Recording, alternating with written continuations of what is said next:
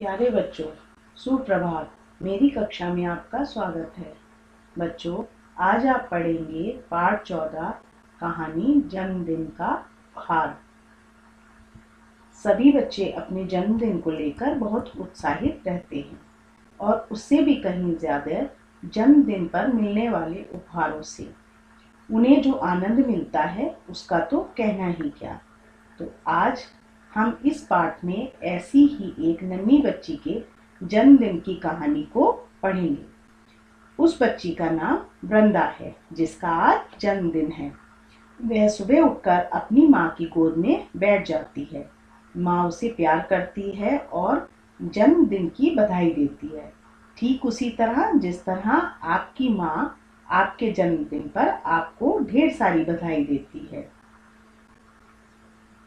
वृंदा को नई फ्रॉक पहनाती है उसकी माँ, जिसे पहनकर वह बहुत खुश होती है। उसी समय वृंदा का भाई और पापा भी आ जाते हैं, जो उसको जन्मदिन की बधाई और उपहार देते हैं। उपहार में वह उसको एक छोटा सा पिल्ला देते हैं। वृंदा उसे पाकर खुशी से उछलने लगती है।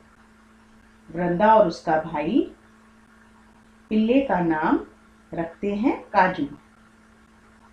वृंदा काजू को पाकर बहुत खुश है। तो चलिए अब हम जन्मदिन का उपहार कहानी को पढ़कर उसका आनंद लें। आज वृंदा का जन्मदिन है।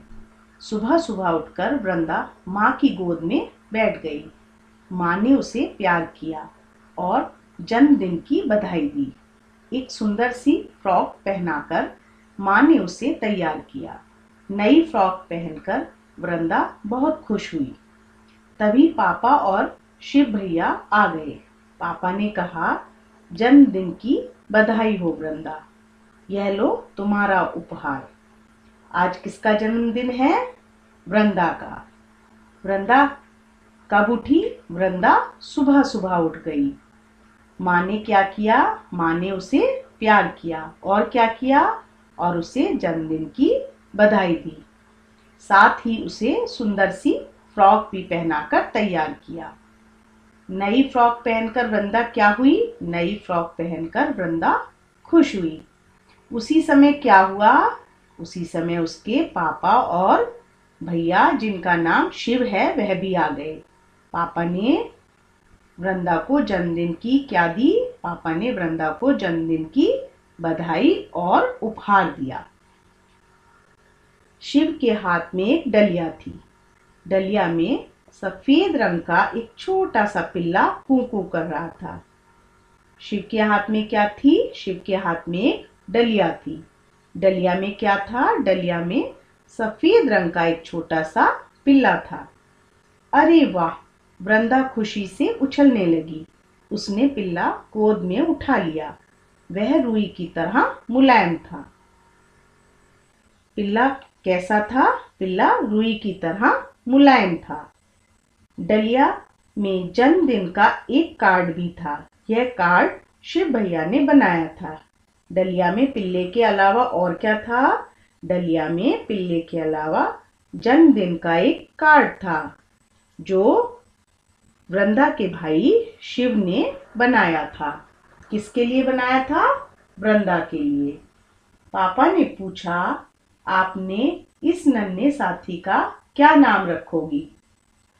क्या पूछा पापा ने? पापा ने पूछा, अपने इस नन्हे साथी का क्या नाम रखोगी? शिव और वृंदा एक साथ बोले, काजू। क्या बोले शिव और वृंदा? शिव और वृंदा एक साथ बोले, काजू। पापा हंसकर बोले, बहुत बढ़िया। शाम को काजू को अपने मित्रों से भी मिलवा देना। और पापा ने क्या कहा हंसकर? ये बहुत बढ़िया। और शाम को क्या करना? शाम को काजू को अपने मित्रों यानी दोस्तों से मिलवा देना। माँ वृंदा से बोली, चलो नाश्ता तैयार है। काजू को डलिया में बिठा दो, फिर हाथ धो लो। क्या कहा माँ ने वृंदा से? माँ ने वृंदा से कहा, चलो नाश्ता तैयार है। और क्या कहा? और कहा, काजू को डलिया में बिठा दो। वृंदा बोली, माँ काजू को भी भूख लगी है, उसके लिए भी कुछ दो। वृंदा ने क्या कहा माँ से? वृंदा ने माँ से कहा कि काजू को भी भूख लगी है, उसके लिए भी कुछ दो। माँ ने काजू के लिए एक कटोरे में दूध दिया।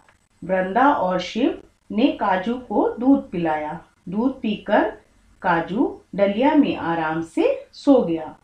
माँ ने काजू के लिए दूध किसमें दिया? माँ ने काजू के लिए दूध एक कटोरे में दिया। सबने मिलकर सूजी का हलवा और ढोकला खाया। वृंदा अपने जन्मदिन का उपहार पाकर बहुत खुश थी। सबने क्या खाया? सबने सूजी का हलवा और ढोकला खाया। वृंदा अपना उपहार पाकर कैसे हुई? वृंदा अपना उपहार पाकर बहुत खुश हुई।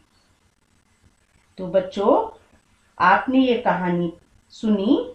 अब आपको क्या करना है? आपको इस पाठ को ध्यान से पढ़ना है और दिए गए कठिन शब्दों को, जिन्हें मैंने बुक में रेखांकित किया है, आपको भी अपनी बुक में इन कठिन शब्दों को रेखांकित करना है और अपनी नोटबुक में इन सभी शब्दों को सुंदर सुंदर राइटिंग में लिखना भी है। धन्यवाद। मिलते हैं अगली कक्षा में।